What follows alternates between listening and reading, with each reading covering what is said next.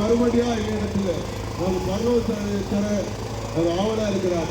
உங்கள் பாவங்கள், உங்கள் சாபங்கள், உங்கள் வீட்டில் என்ன போராட்டங்கள் இருந்தாலும் இயேசுகிட்ட வந்து கேட்டால் உங்களுக்கு இயேசு விடுதலை தர வல்லவராக இருக்கிறார். அந்த இயேசுவை நீங்கள் நோக்கி பாருங்க, நோக்கி கூடுங்க. இந்த ராஜமந்திரம் சர்ச்சை இருக்குது. கொஞ்சம் இங்க பக்கத்துல நீங்களாம் இருக்கிறாங்க. இயேசுவானவர் மனிதனாக சுற்றி செல்ற காலங்களில் ஸ்பீடா போகணுமா பையா போகணுமா 5000 பேர் போஷித்தாங்க. இன்னைக்கும் நமக்கு இருக்கிறதை கொண்டு நமக்கு இல்லாதவைகளை நிறைவேற்ற வல்லவராக இருக்கிறார். அந்த இயேசுவானவர் உங்கள் உள்ளங்களை, உங்கள் இல்லங்களை கட்டுகிறார். வேதம் சொல்லுகிறது, நிறைவானது வரும்போது குறைவானது ஒழிந்து போகும். அன்பானவர்களை, இயேசுவானவர் சொல்லுகிறார், இதோ வாசற்படியிலிருந்து தட்டுகிறேன், ஒருவனின் சத்தத்தை கேட்டு கதவை திறந்தால் நான் அவனுக்குள் பிரவேசித்து அவனோடு போஜனம் பண்ணுவேன். அன்பானவர்களே, சாலை நகர் மக்களே, கங்கையம்மன் கோயில் தெருவில் உள்ளவர்களே, ஜாஃபர் கான்பேட்டையில் உள்ளவர்களே, உங்கள் இல்லங்களை நாடி உங்கள் வீதிகளில் ஓர் ஊர்வலம் வந்து கொண்டிருக்கின்றன. ஒரு சாட்சியின் ஊர்வலம். நீங்க உங்கள் வீட்டு மாடிகளில், மொட்டை மாடிகளில், ஜன்னல்களில், பால்கனிகளில், வாசல்களில் வந்து எட்டி பாருங்கள். சிறு குழந்தைகள் தேவதூதர்களைப் போலவும், பாடகர்கள் சிறுவைகளை கையில் ஏந்தி, வாலிபர்கள் இயேசுவின் சீடர்களைப் போலவும் பாடல்களை பாடி, சிறுவர் முதல் பெரியோர் வரை தோலைகளை கையில் ஏந்தி ஓசன்னா பாடல் பாடி உங்கள் வீதிகளில் வந்து கொண்டிருக்கின்றனர். அன்பானவர்களே, இயேசு சொல்கிறார், உங்கள் துக்கம் சந்தோஷமாய் மாறும்.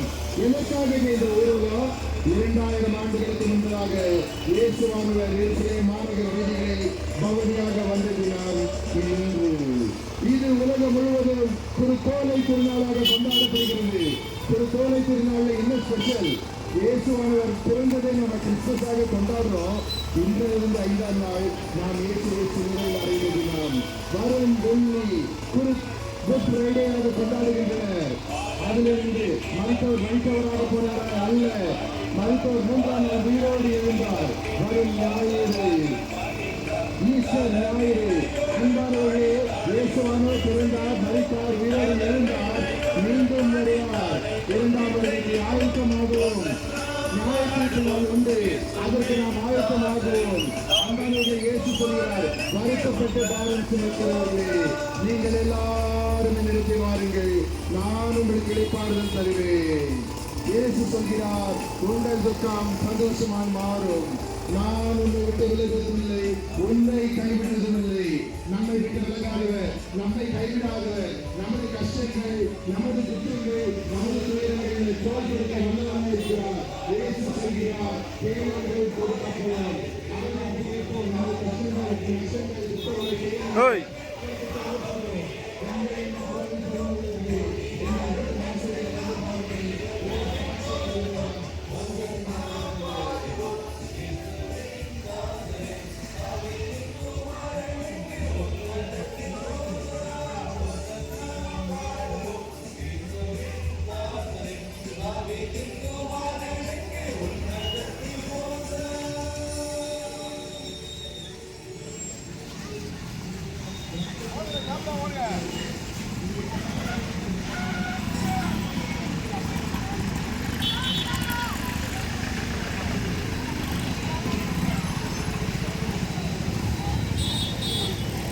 எடுக்கலையா? ஸ்னாப் எடுத்தாச்சுல.